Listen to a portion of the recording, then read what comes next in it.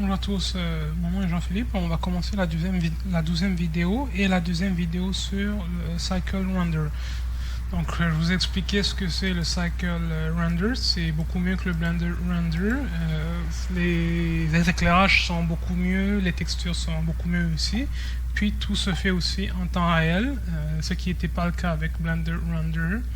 Donc lui il est sorti il y a environ 3 ans si je ne me trompe pas et tout le monde est content. Donc, excusez-moi, on va continuer ce qu'on avait appris sur les textures. Ce qu'on a fait dans la vidéo 11, c'est que c'était juste des matériaux qui étaient vraiment basiques, c'était pas des trucs qu'on avait importés. Donc là, on va vraiment apprendre comment importer des choses qu'on peut avoir sur notre disque dur ou des trucs qu'on peut trouver sur internet, des images qu'on peut trouver sur internet. Dans mon cas, c'est des images que j'ai un peu modifié sur le programme GIMP qui est gratuit en passant et qui à mon avis est beaucoup mieux pour apprendre que le logiciel Photoshop. Donc on va commencer, on va faire la même routine qu'on a fait dans la vidéo précédente. On va mettre les samplings, on va les mettre à render, on va les mettre à... En fait, j'ai pas besoin de faire de render aujourd'hui parce que j'ai déjà les photos, je les ai faites un peu plus tôt. On va le mettre à 5000, mais on va pas se rendre à là, on va peut-être se rendre à 200, ça c'est juste pour vous montrer. Alors ce que je vais faire aujourd'hui, c'est que je vais créer un cube fait de marbre et ça va être avec des textures que j'ai trouvées sur cjtexture.com. C'est des textures que vous pouvez trouver gratuitement sur le site. Alors vous avez juste à créer un compte et je pense qu'il y a au moins 10 000 genres de textures sur le site, je vous l'ai déjà dit. Alors ce qu'il faut se rappeler dans Cycle, c'est qu'il faut vraiment prendre des vrais objets pour faire de l'éclairage. Je peux pas prendre des trucs comme des points ou des soleils ou des spots, parce que ça c'est des trucs qui sont vraiment petits, ils n'ont pas vraiment de dimensions en fait. Fait qu'il faut vraiment prendre des choses qui ont des dimensions pour que ça soit vraiment réaliste. Donc moi ce que j'aime faire, c'est que il y en a qui aiment prendre avec des plans, mais moi je prends avec des cercles pour que ça puisse faire un petit halo autour. Donc ça c'est un cercle vide, ça va pas marcher pour l'éclairage, fait que je vais le remplir, je vais mettre un handgun dedans, je vais le mettre en handgun. Donc ça va faire mon petit soleil ou mon petit truc pour le studio. Ça va être une lampe de studio en fait, avec l'éclairage que je vais mettre sur le bas. Ça va être comme si c'était une genre de lampe de studio. J'espère que vous vous rappelez dans la dernière vidéo comment on peut ajouter de l'éclairage ou comment on peut transformer une mèche normale en une source de lumière. Il faut aller dans surface ici simplement et vous allez aller dans émission. Donc ça va émettre de la lumière. Pour une distance comme ça, vous voyez c'est vraiment petit, on va le mettre à 10. On va le changer après de position. Par la suite, ce que je vais faire, c'est que... Attends, je vais le grandir un peu. Et à chaque fois, j'oublie vraiment, mais il faut vraiment que je vous montre comment... toutes les touches que je fais. Je vais prendre ce plugin pour que vous puissiez voir toutes les touches que je vais faire à l'écran. Je vais faire Start Display. Et là, vous pourrez voir tout ce que je fais avec mon clavier. On appuie sur N pour fermer le petit menu à droite. Là, ce qui me reste à faire, c'est que je vais ajouter un plan. Un plan ici. Je vais l'abaisser un peu. Je vais faire S. Je veux qu'on puisse voir un peu de vide avec la caméra aussi, donc je vais pas le faire trop gros non plus. Alors j'espère qu'à partir de là, ceux qui suivent depuis le début, ils savent comment les raccourcis basiques. Alors je vais faire 0. Et je pense que ça va être bon comme ça, après ça, pour prendre une photo.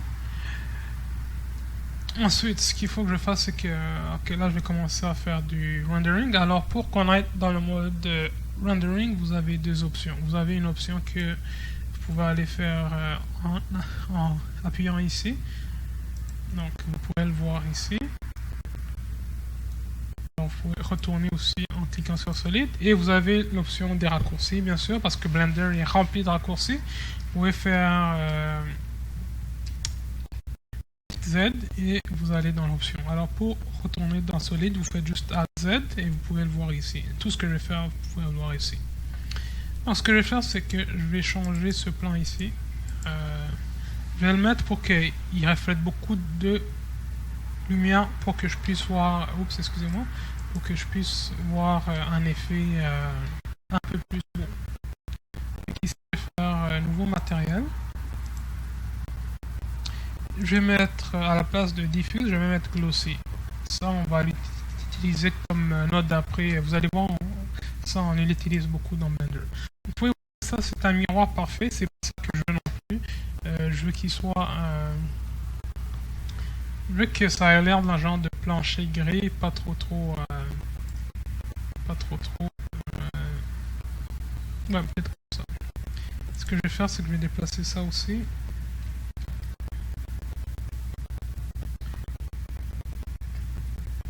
Ok, parce que je veux vraiment juste qu'il y ait juste un petit côté, pas tout, pour que ça fasse beau, quoi. Je veux pas que ça ait l'air vraiment uniforme. Je vais retourner dans Z. Oups, non, excusez-moi. J'ai fait une gaffe ici. Et comme ça, c'est bon. Fait que ce que je vais faire, c'est que je vais aussi changer le fond. Moi, ce que j'aime, c'est que je pourrais peut-être mettre une genre de lumière bleuâtre ici.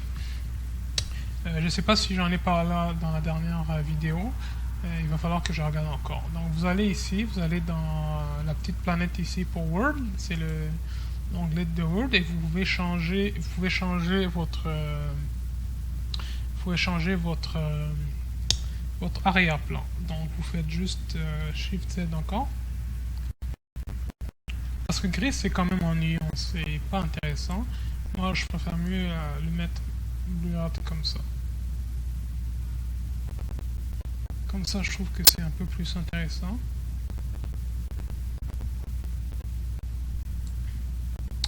Donc là, ce qu'il reste à faire, c'est qu'il nous reste à texturer. C'est ça le but de la vidéo. On va faire Shift Z. Et là, pour faire une texture, c'est très très simple. C'est comme dans le Blender Game Engine, en fait. Vous cliquez juste sur la texture ici. On va effacer ça. On va appuyer sur New et là vous allez aller dans Color ici et vous allez appuyer sur Image Texture et là il va y avoir un petit onglet qui va apparaître qui est Open. Vous allez dans le fichier qui a votre truc Game pour Photoshop ou n'importe où vous l'avez trouvé. Moi je vais choisir un truc de marbre ici et je vais pas vraiment faire un super complexe unwrapping parce que c'est pas ça le but. Si vous pouvez aller, je pense, à la vidéo numéro 8 pour voir comment bien faire un unwrapping. Là, ça va juste être quelque chose de basique. Okay? Donc, si je fais Shift Z, je le vois pas. Donc, ce qu'il faut que je fasse, c'est que je le unwrap, ça va juste être un unwrap standard. Donc là, vous voyez que votre texture est là finalement. Okay? C'est pas pire, mais là, vous voyez que la luminosité n'est pas vraiment réaliste assez, donc il va falloir que j'ajoute des nodes. Donc c'est ça le point du vidéo, c'est pour vous apprendre comment faire des nodes. Excusez-moi, je suis juste en train de bouger ma chaise. Et comment je peux ajouter des nodes? Il faut que vous fassiez un deuxième écran, ça je ne vous l'ai jamais montré. Il y a un petit triangle ici. Vous avez juste à le pousser comme ça. Donc là, vous allez avoir un deuxième écran qui est parfaitement identique à lui que vous avez. Mais c'est pas ça qui nous intéresse. Nous, on va créer des nodes. Donc on va aller dans Node Editor, l'éditeur de nodes. Et là, vous allez voir qu'il y a déjà 3 trucs ici. Ça, c'est les 3 trucs que j'ai ajoutés au départ, il y a peut-être 4-5 minutes. Ça, c'est le truc que j'ai ajouté, le texture de marbre. Il est ici. Vous voyez, marbre 1 JPEG, marbre 1 JPEG. Donc je l'ai déjà ajouté. Le diffuse BSDF que vous voyez ici, c'est le truc par défaut qui est ici. Donc ça, c'est le truc standard pour les matériaux solides comme des murs ou des planchers, par exemple. Le Material Output, c'est ce que vous allez voir quand vous faites le rendering. Donc quand vous faites Shift D, ça c'est vraiment le output, quoi. C'est vraiment ce que vous allez voir quand vous faites ça, ou bien quand vous faites aussi F12, quand vous êtes prêt à faire une photo. Ok, donc c'est ça que vous allez voir. Donc, ok. Puis je vous rappelle que si vous voulez prendre une photo de ça, vous avez juste à faire F3 et ça va, et vous allez le sauvegarder dans le fichier que vous voulez le mettre. Ok, donc on va faire échapper et on retourne. Donc là, il va falloir qu'on ajoute quelques petits nodes pour qu'on puisse faire un bon éclairage et pour qu'on puisse faire le bump mapping pour le 3D ici, pour faire un peu de relief. Parce que ici, vous pouvez voir qu'il y a des... c'est pas vraiment des cracks, parce qu'il n'y a pas vraiment de... Bon, c'est des petits cracks dans le marbre, donc il faut vraiment... Ça, c'est vraiment en 2 dimensions. Donc nous, ce qu'on veut faire avec les nodes, c'est qu'on veut faire un genre de relief, ok? Donc, premièrement, ce qu'on va faire, c'est que je vais vous présenter avant tout comment fonctionnent les nodes. Donc, pour les bouger, vous pouvez juste cliquer sur un clic gauche et vous pouvez les bouger comme vous voulez. Donc, ça reste attaché peu importe ce que vous faites, même si vous le mettez super loin. Vous pouvez aussi en prendre plusieurs en appuyant sur Shift. Donc, Shift, c'est comme ça partout, que ce soit dans Render ou Blender Game Engine. Vous pouvez en choisir plusieurs. Et vous appuyez sur G pour les bouger. Vous pouvez appuyer sur G comme ça, vous les bougez. Si vous voulez les rapprocher, vous appuyez sur S. Et vous pouvez les rapprocher ou les éloigner. Okay. Il y a aussi, si vous voulez les tourner, mais ça ne sert pas à grand chose de les tourner. C'est juste pour vous montrer le point. Okay, alors là, on va commencer par l'éclairage. On va premièrement ajouter un node qui s'appelle Mix Shader. Donc ça, c'est pour mettre plusieurs sortes de shaders. Donc il y a shader ici, il y a le Mix Shader ici. Okay. Donc ce que j'ai fait, c'est simplement Shift A pour ajouter, comme quand vous ajoutez un mesh. Vous allez dans Shader ici, et vous allez ajouter le Mix Shader ici. Donc ça, c'est simplement un node qui permet de mélanger plusieurs sortes de shaders. Donc ça, vous allez l'utiliser beaucoup. Et je vais le mettre entre mon diffuse ici et mon matériel output ici. Je le mets ici. Donc là, vous voyez que en fait, si j'étais dans le mode, je vais retourner dans le mode à partir de maintenant. Je vais le laisser comme ça. Et vous voyez que ça n'a pas fait grand chose. Hein. C'est parce que il faut que je mette mon shader qui s'appelle Lossy pour que la lumière puisse bien se refléter. Et aussi, ce que je vais faire avant, c'est que je vais ajouter une autre source d'éclairage pour que on puisse vraiment bien voir, l'éclairage. Ok, je vais mettre ici comme ça. Non, je vais le mettre un peu éloigné comme ça. Non, en fait, je vais le mettre comme ça pour qu'il y ait juste un peu de lumière ici, puis ici aussi sur le côté. Donc je vais le tourner comme ça. RZ, je vais le tourner comme ça. Il va avoir un peu plus de lumière au milieu. Et excusez-moi. Ah non, j'ai fait une bavure parce que...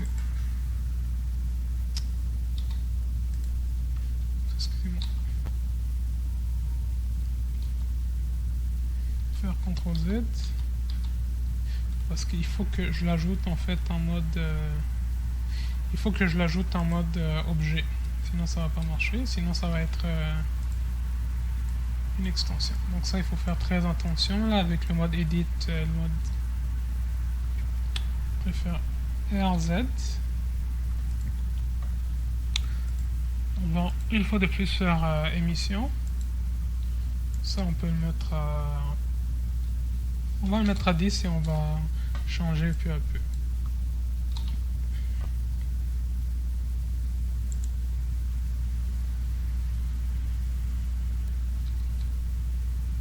Oups. C'est ça que je veux savoir.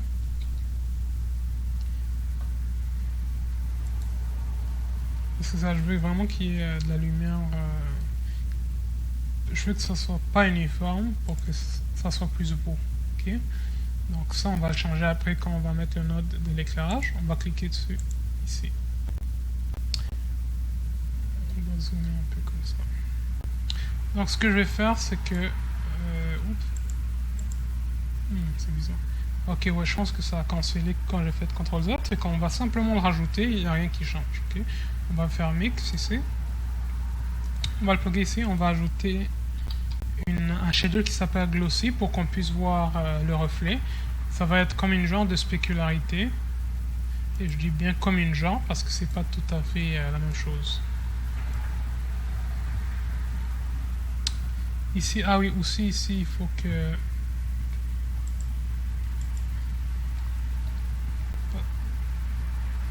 Il faut que... On en wrap en fait, ok.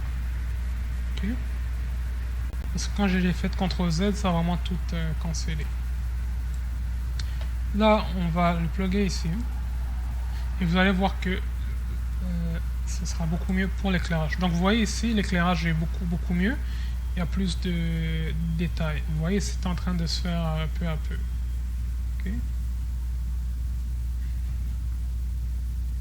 Vous voyez qu'il y a plus de lumière sur le top, mais j'aimerais quand même qu'il y ait un peu plus de lumière sur le top. Oups, excusez-moi.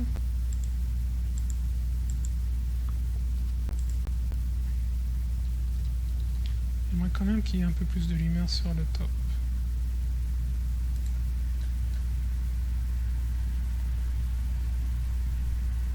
Parce que là, il y a trop de lumière aussi, c'est pas bon. Ok, donc ici aussi, ce que j'ai oublié de vous mentionner, c'est que ici, ce que vous pouvez faire ici, vous pouvez le changer, bien sûr. Mais vous pouvez le changer aussi ici. Okay? Donc, que ce soit les nodes ou les paramètres sur la gauche, c'est la même chose. Faites comme bon vous semble. On va aller voir que ça va devenir de plus en plus clair.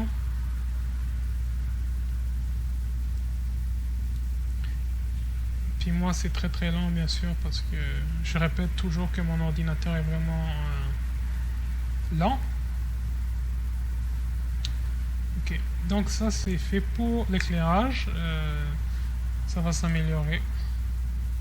Donc là, on va ajouter ce qu'on appelle le bump mapping. Je l'ai fait vraiment d'une façon différente avec le Blender Game Engine.